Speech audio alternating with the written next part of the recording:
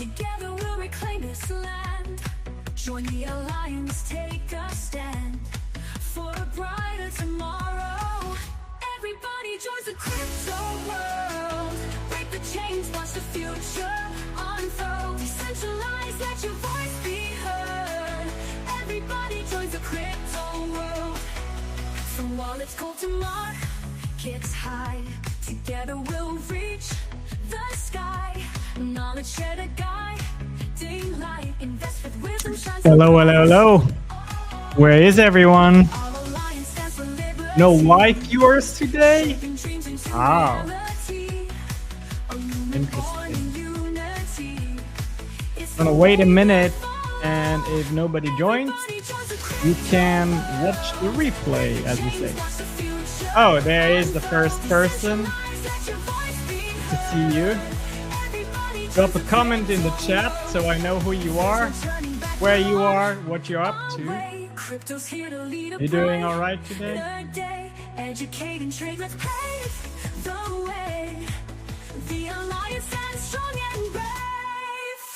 How do you like this theme song? I love it. Crypto Alliance theme song. Decentralize, let your voice be heard. Everybody joins the crypto world. From wallets cold to market world. Break the chains, watch the future unfold. Decentralize, let your voice be heard. We got Gerald from Vienna. Oh, that's so nice. Wien. Together we'll reach the sky. All right, let me turn off the music. Okay, well, welcome everyone. Today we're going to discuss some legislation. Gerald loves the intro. Yeah, I really love it too. We're going to discuss the stablecoin legislation, the Genius Act that was passed yesterday by the Senate.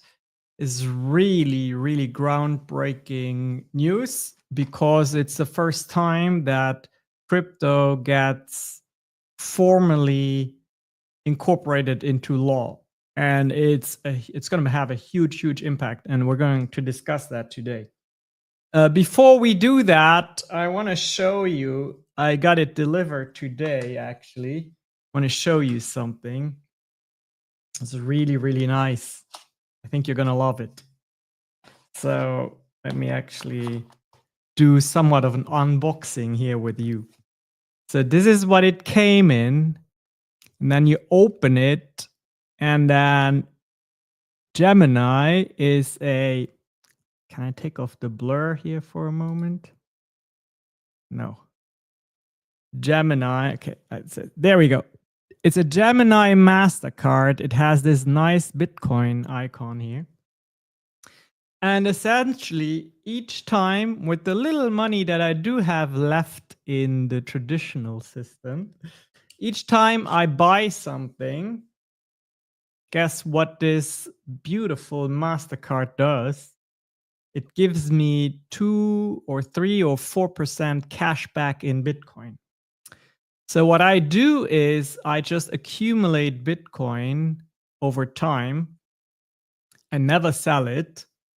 And then in DeFi, in decentralized finance, I borrow against my Bitcoin. And actually is not too expensive to do that. It's about 7% APR annually in DeFi to borrow against your Bitcoin.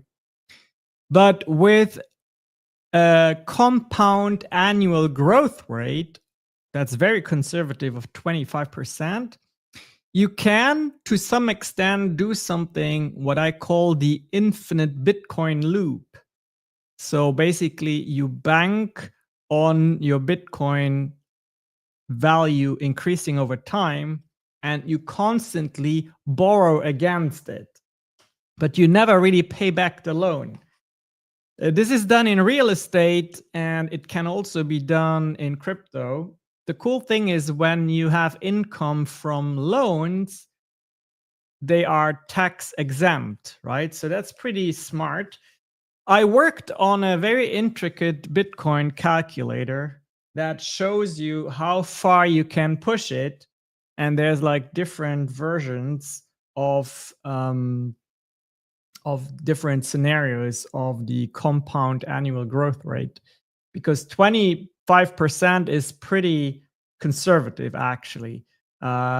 Doing 35% or even 40% is actually relatively realistic. So for those of you who are already part of Crypto Alliance, just leave a message in our Telegram channel. If you don't have the link to that calculator yet, I'm going to shoot it to you.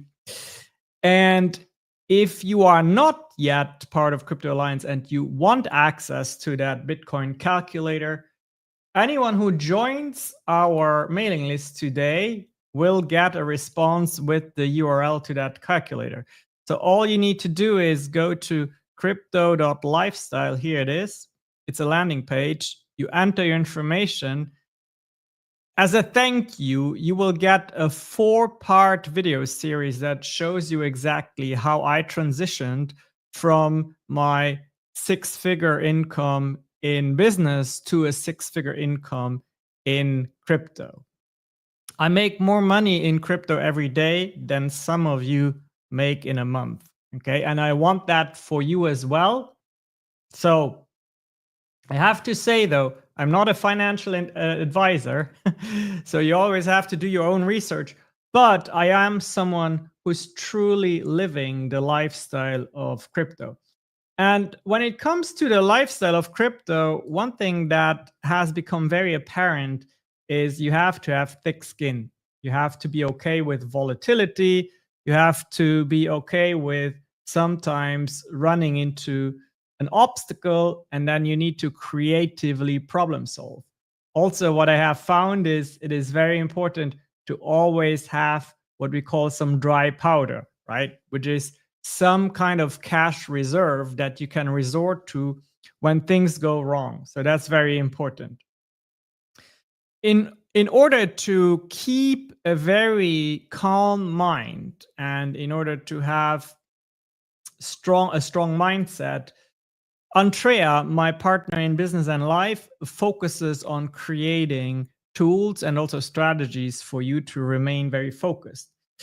She has a separate Telegram that I highly recommend joining. You can do so by going to mycryptoalliance.com, and then you will find the resources tab, and you can also join that Telegram there. So I recommend actually going to both mycryptoalliance.com and also crypto.lifestyle, which is more money-minded. With that, don't forget that you can at any point put your comments and questions in the chat. I love to have interactivity here, and hopefully we'll all learn together. So when it comes to the Genius Act that was passed in the Senate yesterday, I have to ask you, do you actually use stablecoins? If you are able to comment, please let me know in the chat if you use stablecoins, because I use the stablecoins every single day. For once, I keep my dry powder in stablecoins. I use USDC, preferably for my personal finances, and USDT for my trading. But I also really look at stablecoins in a way where they will power the future of how e-commerce will be conducted. The settlement will not happen, in my opinion, in traditional finance with credit cards. The settlement will happen on the blockchain. And we will look at all of this today. You know that I like to have these presentation slides, and we're going to a presentation as well. So definitely is going to be a more academic approach today in this show. One thing that you might have noticed if you look at prices at all is the price of Coinbase has really skyrocketed. Let me show that. So here is the Coinbase price chart, and it is a daily chart, by the way.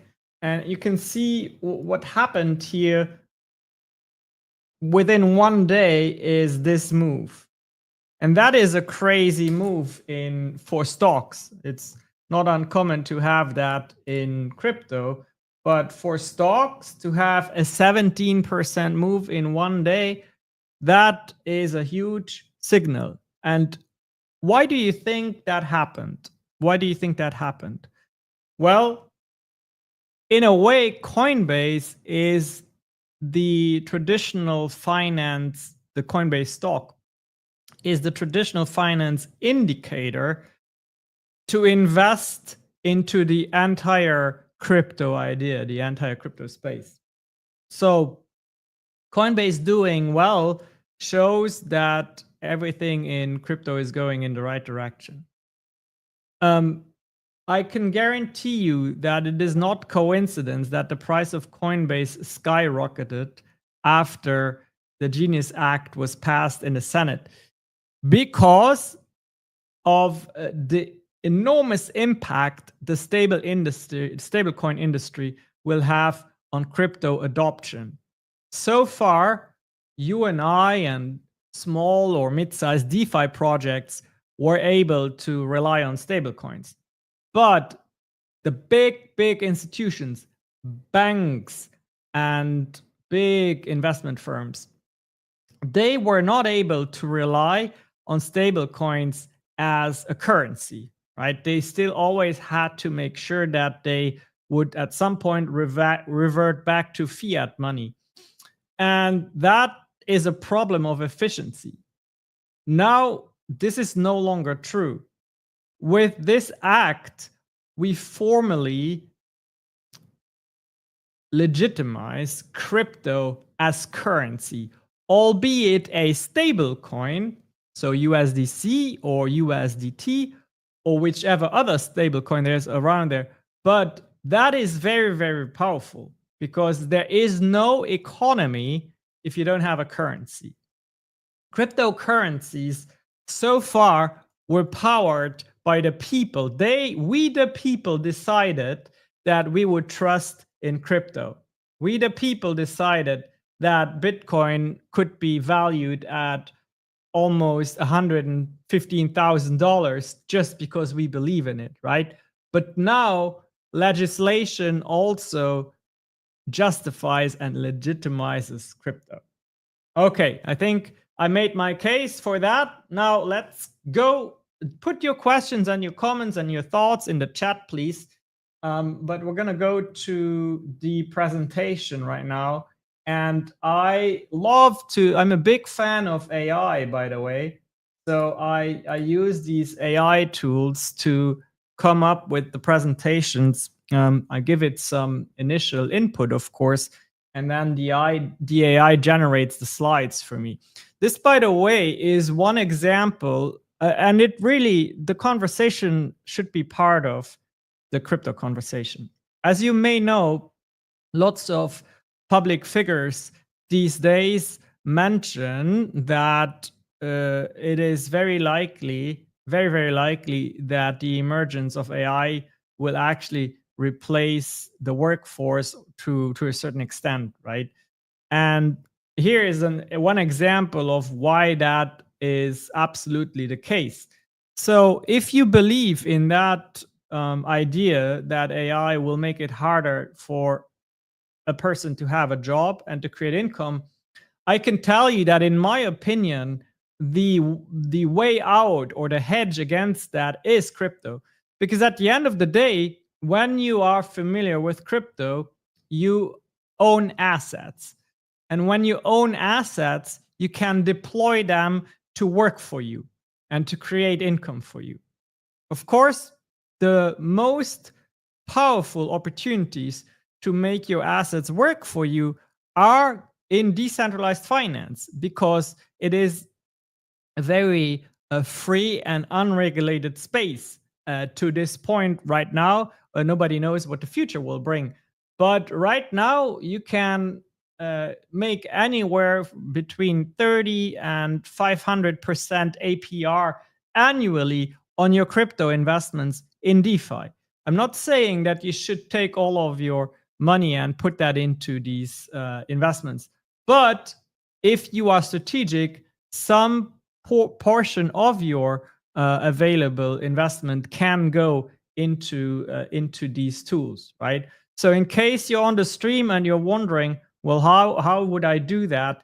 That is precisely what this free course is about. That is behind crypto.lifestyle. You go to the landing page, you enter your information, and then you're gonna get a course essentially about that. On top of that, anyone who joins today, the system will respond with the Bitcoin calculator that I mentioned. Okay, so we have crypto regulation update. This is for our live stream here on June 18th, 2025.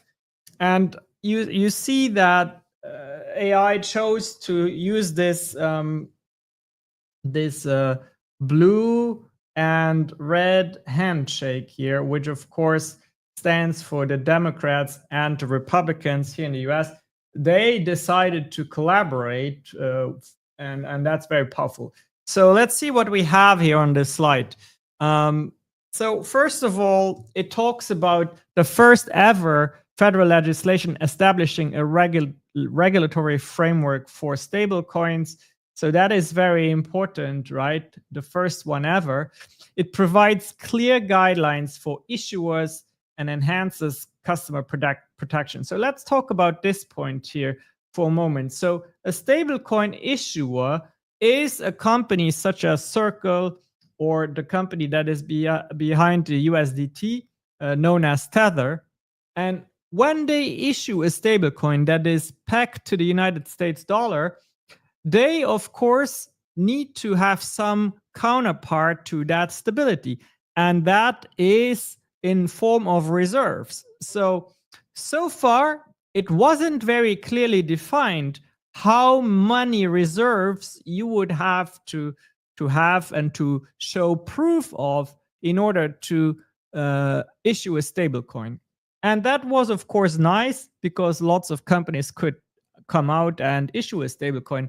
But it was also dangerous because if you were not, as a stablecoin issuer, if you were not careful and your reserves were not high enough, then something very dangerous could happen. And that was known the depegging of the stablecoin, which is to say that all of a sudden your stablecoin was no longer worth $1 because there were not enough reserves. So the Stablecoin Act establishes how many reserves a stablecoin issuer needs to show proof of in order to have the right to issue the stablecoin.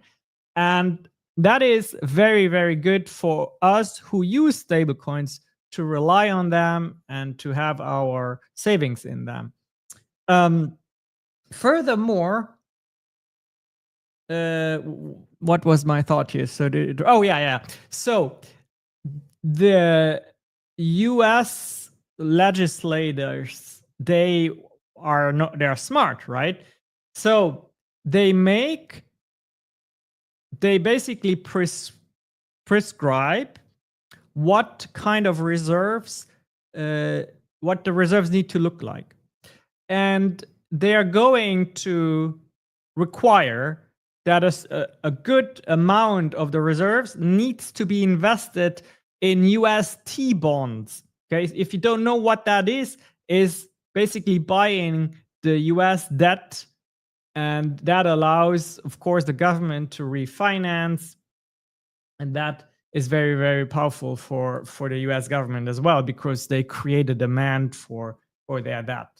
So yesterday, significant bipartisan support with 18 Democrats voting in favor. And again, it represents a major milestone for cryptocurrency regulation in the US. And when we say crypto regulation in the US, we also have to say it will very likely impact the world, because a lot of these policies are worldwide are inspired by what the US does, at least in monetary policy. So we had this vote. Here was the breakdown essentially. Majority was Republican, but then we also had some Democrats in favor for that, 18 Democrats, 2/3 majority in the Senate, the largest ever bipartisan majority on crypto legislation in the US. So that is a very, very strong movement, and it's a very important signal for any entrepreneurs who want to operate as businesses in the crypto space, because you cannot build businesses if you don't know what the rules are and if the rules change every time. So that is something that was definitely addressed by this act. So here is a quote from the Coinbase chief policy officer, and he says, the biggest headwind that the industry has faced has been regulatory uncertainty. Here you have a bipartisan majority clarifying the US rules around the issuance of dollar-denominated stablecoins. Important, right? The reserve currency is still the dollar. It's just now also the stablecoin dollar, which shows to what degree there is forward thinking in that approach, because whoever becomes the reserve and the main reference currency, and of course, in the interest of United States geopolitical power, that is very important that it remains the dollar. So the industry invested 250 million in 2024 election cycle, and that is only going to increase, because those 250 million was without that legislation, and now we have legislation. So that's that about Coinbase.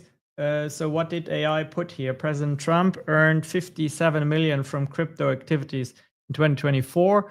Bill includes congressional profit restrictions, but excludes presidential limitations. So yeah, that's that. Definitely worth mentioning. Okay, so the payment revolution, blockchain versus traditional. This is where it gets very interesting in terms of understanding why the blockchain is so much more powerful than the traditional way of handling payments. So let's see what we have here. First of all, there is a requirement for a one-to-one reserve backing with treasury bills or bank deposits. Okay, so this is what I was referring to.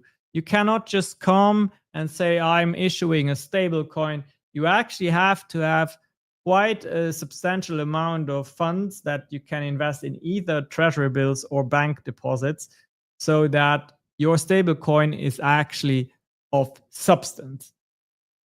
Now, blockchain enables instant transfers versus 7-day waits. That is very important. So most of you don't know that, but when you use a credit card to pay someone, there's on average a 7-day period where money floats throughout a multitude of middlemen to get from the purchaser to the merchant, for example, right? And during those 7 days, of course, the money is utilized to put it to work.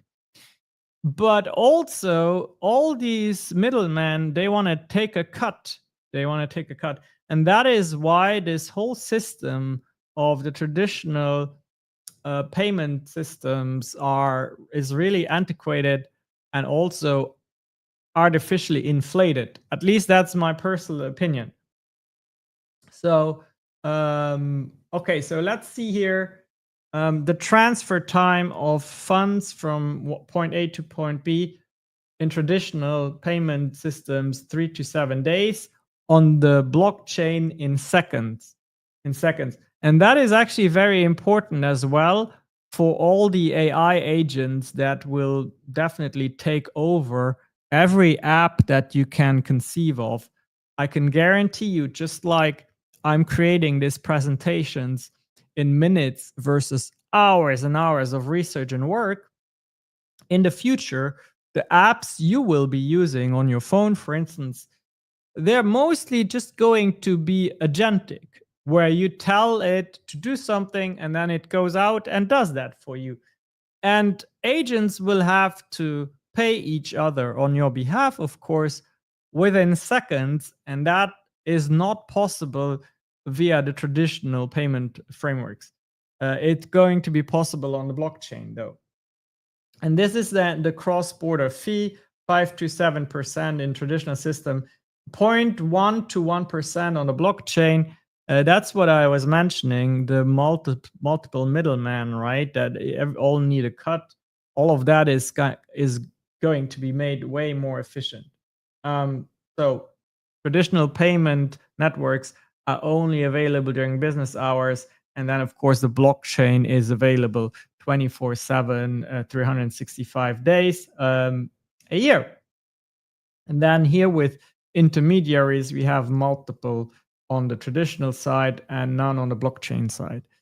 This slide is really like we have this title here, the payment revolution, and it's truly a payment revolution that is enabled here. And trust me, this is so incredibly bullish for crypto, the blockchain, AI. You have absolutely no idea. You truly don't have an idea how impactful this is going to be for the future. Don't underestimate it. Be interested.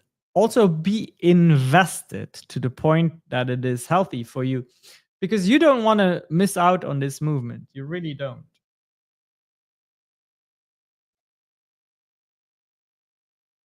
So this slide, I asked the AI to help us understand a little bit how e-commerce and stablecoins will interact and what kind of projections we can make. So the Treasury Secretary already projects a 3.7 trillion market by 2028.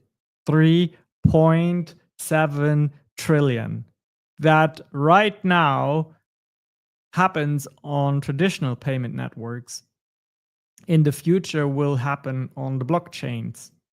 And do you remember what I taught you in yesterday's live stream?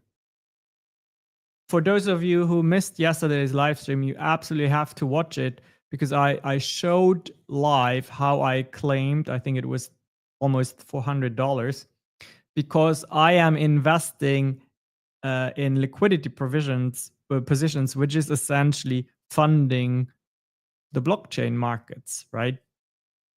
And if things remain the same, and I really don't see why they wouldn't, because the DeFi space is established, it's working, and now all of a sudden the world is trying to like bolt on their payment systems onto the framework. So that only means that for those who have the knowledge to be liquidity providers, it's just a golden age where you can actually replace part of that income that you will lose because AI takes away your job. You can replace that partially by being investment in the very technology that fuels all of that. And a lot of you don't know how to do that, which is why I have put out this free series, the free cashflow series. So you go to crypto.lifestyle, the address is blended in, and then you can learn about that, learn how I do it. So the next point here, major corporations evaluating stablecoin issuance. We have Apple, Google, Meta, and Amazon evaluating that. So let's think for a moment through what that means when you become a stablecoin issuer. You de facto become someone who owns a cryptocurrency. And if you own a cryptocurrency, then you own a market and an economy. And if you own a market and an economy, then you can make money by having the most fundamental processes such as borrowing and lending and trading happening on that market. And every big company is going to want that. It's very, very powerful. Think of your Starbucks gift cards or any gift cards for that matter. So far, when you buy a gift card and you don't ever use it, and let's be honest, a lot of us do that, right? That monetary value now is stored somehow on a ledger, on an electronic ledger within that company. But it is dormant money. It's dormant money, right? And if Starbucks, for instance, had its own currency, trust me, you would not buy a gift card. You would buy a card with the Starbucks stablecoin loaded onto your card. And now your stablecoin participates in this economy, in this market that revolves around this company. And that is incredibly powerful, and lots of big companies are going to want that.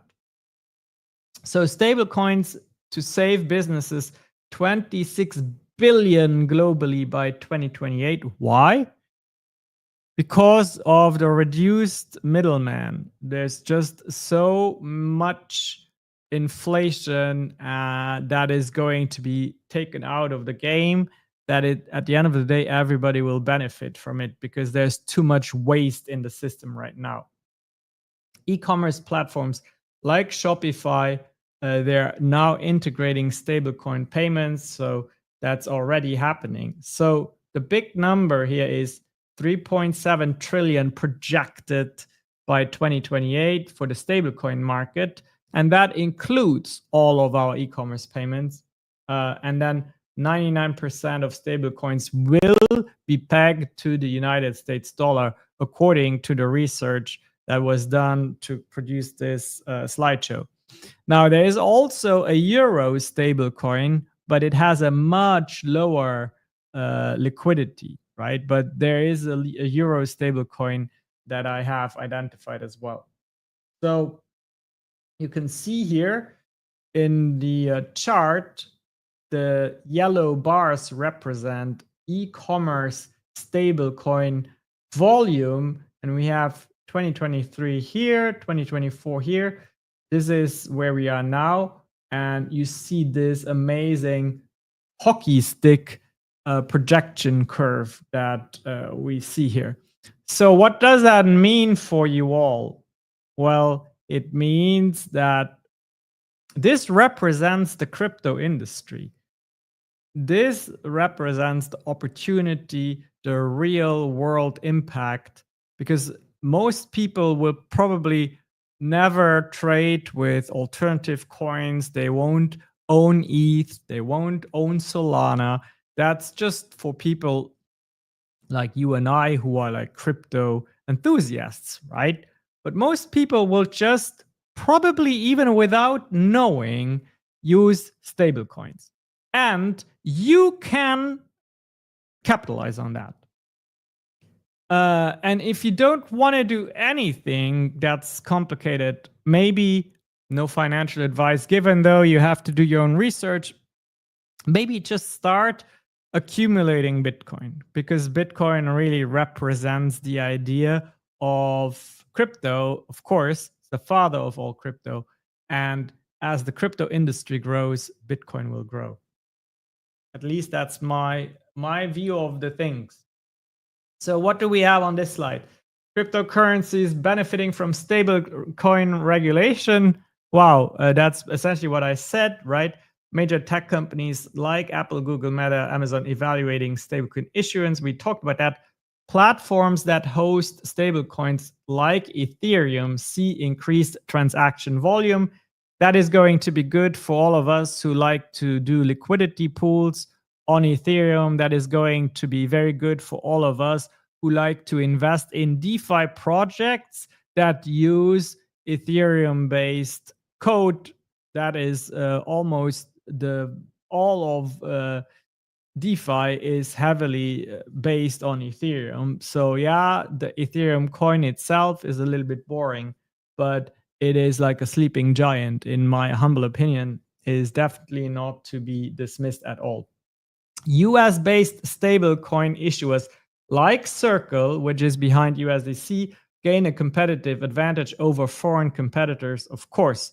Traditional financial institutions entering the stablecoin market with clear regulatory framework, that is what the Genius Act will give them. The Genius Act creates a clear framework for banks and financial institutions to issue their own stablecoins, potentially leading to a flood of new entrants in what is currently dominated by Tether or Circle. So I saw news where it was even projected that every major bank in the US is interested in issuing their own stablecoin. It's really cool for them, to be honest, because so far the right to issue money was reserved to the government, to the Federal Reserve Bank, right?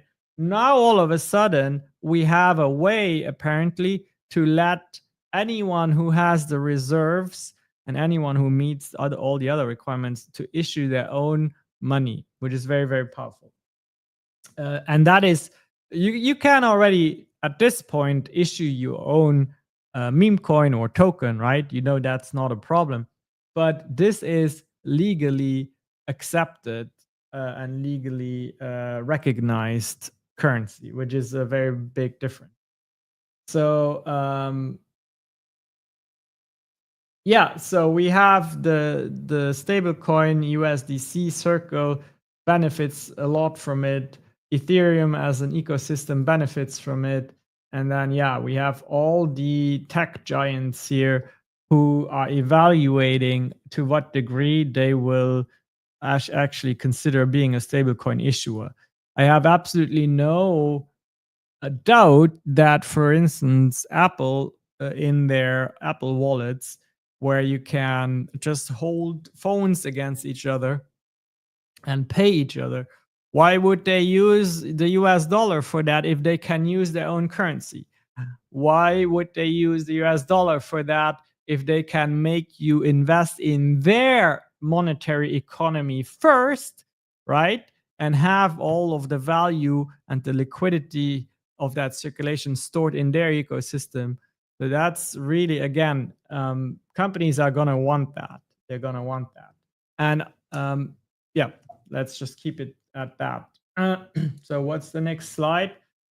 So in order for this actually to keep, we have, let's see. Okay, so we had the Senate approval yesterday. There were not, it's not law yet, but I think this was the biggest hurdle to take. We have a projection that in July, August, it will go and be reviewed by the House. Then there will be final legislation. This is all a projection, of course. Compromise bill passage and presidential signature, and then implementation next year. Okay, so you still have this year to invest in all of those things that drive the stablecoin industry. Now, you want to look at technologies that are important for the stablecoin industry, such as Curve, such as ENS, and others. That's some research you have to do. I'll probably create a separate show around that.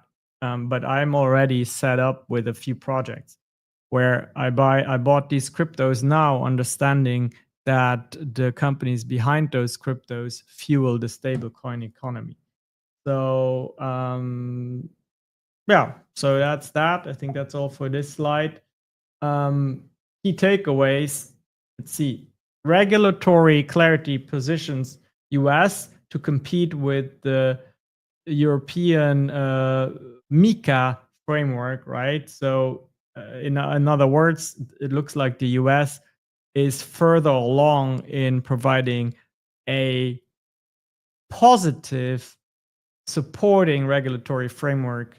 I know the EU's framework is not as pro-crypto as the US will be. We have a bipartisan momentum, which is very important.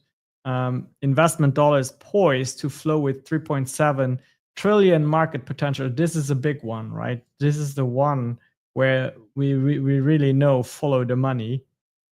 And potential for a payments revolution extending US dollar dominance globally. This is what I'm banking on. I really think that's going to happen. A payments revolution is going to happen on the Bitcoin level, but of course, to a much larger extent on the stablecoin level, because most people want to embrace that. So, when we look at the stablecoin industry, the white line is the market growth without regulation. And of course, with regulation, we have a much higher growth rate because it gives clarity, right? It gives entrepreneurs who want to build and who want to create value in this space clarity. See, is there another slide? Some discussion points. How will ethics concerns about presidential crypto profits affect implementation? I don't think they will, to be honest. A good point, though. Can the US compete with EU MiCA framework for global stablecoin adoption?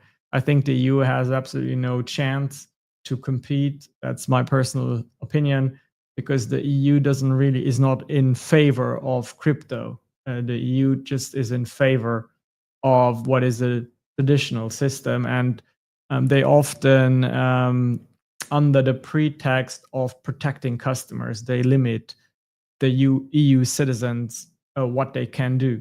As a European Union citizen, already to this day, already right now, you can't even legally hold USDC. Why? Right? Why? I don't know. Anyone should be able to hold whatever they want, and I don't want my government to tell me what I can hold. Also, they limit the amount of crypto purchases you can make.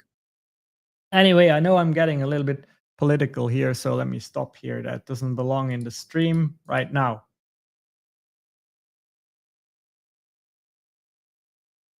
Yeah, so here Flip Over says, come on now, still has to pass through the house.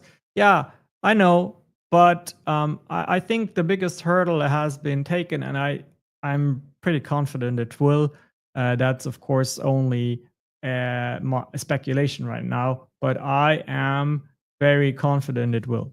We'll see who is right, but it's a big movement that is underway here. How might the projected 3.7 trillion market transformation in global payments by 2028? Absolutely huge. It will be really powerful to see every possible e-commerce website now accept stablecoin, and it will just be very powerful for this crypto industry that I believe in, and that I really bank on exploding. I have for myself a path laid out where conscientious and targeted investments within the next 5 years will very likely put me into financial freedom and also really assure the my retirement time, right? So if you are curious on how I do that, again, go to my landing page, crypto.lifestyle, and I will share all of that for free with you. Make sure you check that out. I think this was the last slide. Yep. So put in your questions, comments, concerns in the chat so we can kind of discuss a little bit more if you want to. If not, then I'm going to, of course, close the stream for today. As always, thank you very much for taking time to be here on the stream with me. If you learned from it, please consider liking, subscribing, sharing with someone. That really makes the work a lot more enjoyable.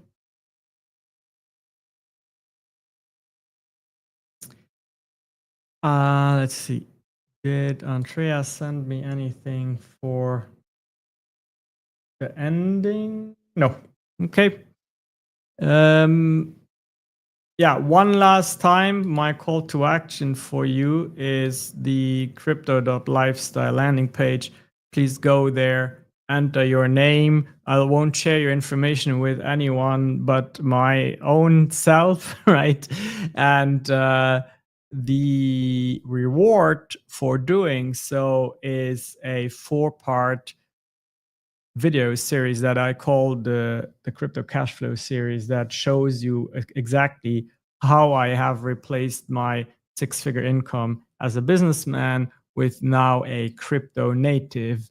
That's very powerful. And for those of you who are interested in more building your mindset and building your piece in navigating crypto, Andrea has an amazing resource out there for you. You want to go to mycryptoalliance.com, look for the resources button and click that.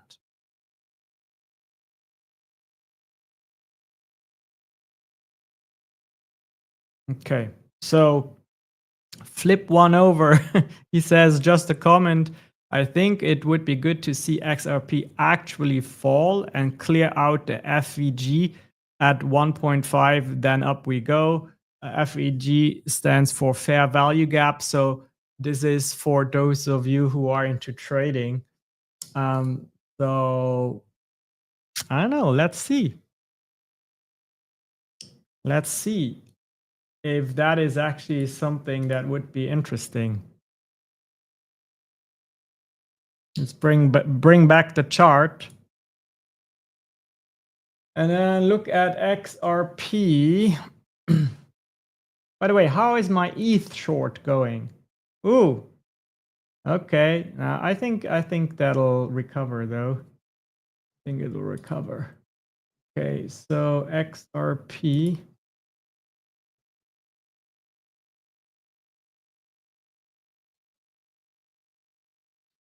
So you're saying clear out the FEG at 150. Oh, okay, so we got to go on a high time frame here. And then, so you see this for people who don't know, very often when we make this explosive move, essentially the move is so explosive that the market doesn't really have a chance to factor in fair pricing for that time period, right? So that's why we call it a fair value gap. So one of the ways you can identify the fair value gap is to just look at what is the midpoint in that move. So you use you look at the Fibonacci levels, right? So and if we ignore the wicks here and we just go by the candle bodies on the weekly time frame, then actually the midpoint level would be at 1.2. Yeah, 1.2. Flip one over says at 1.5 he sees the fair value gap. So yeah, would be a little bit higher. But the point is, what he is saying is that it would be healthy for the price to come down to the fair value gap and then go back up, right? So essentially, for those of you who want to invest in XRP or who are interested in longing XRP because you believe in the long-term viability of the project, you always kind of want to buy when there's a little bit of relief in the price of the asset. So most people actually buy when the price goes up and they sell when the price goes down, a panic sell. But in order to make money in crypto, you need to do the exact opposite. Interestingly enough, you need to buy when the price goes down and sell when the price goes up. I sent a neat percussion song in Slack. It's a feel-good middle of the week instrumental banger. Okay, cool. We can wrap up with a song by Andrea. So let me actually download that for you. I'll like flip one over. I think XRP is also benefiting a lot from this stablecoin legislation because it essentially solidifies payment on crypto and on blockchain, which XRP is very much focused on that. I have to admit, I'm not an XRP expert, but XRP has a lot of believers, and you seem to be one, or maybe you're just a trader who looks at it in a more pragmatic way. So I'm just uploading Andrea's song so we can listen to that together. Let me put up my nice graphic here, or not a graphic, it's a video clip. And then we'll listen to Andrea's song. She creates these songs every single day, again, with the help of AI. And it's just another example of why I think it is important that you embrace investing in assets, even as a creative. All right, we'll listen to the song together and then I'll close the stream.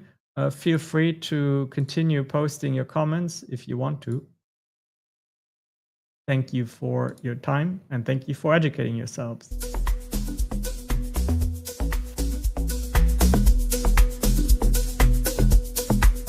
Let's bring up actually artist.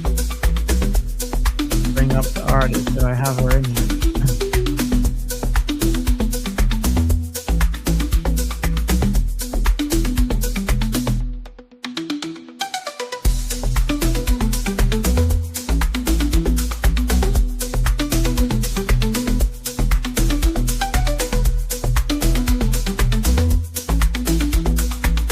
There is the artist, Andrea.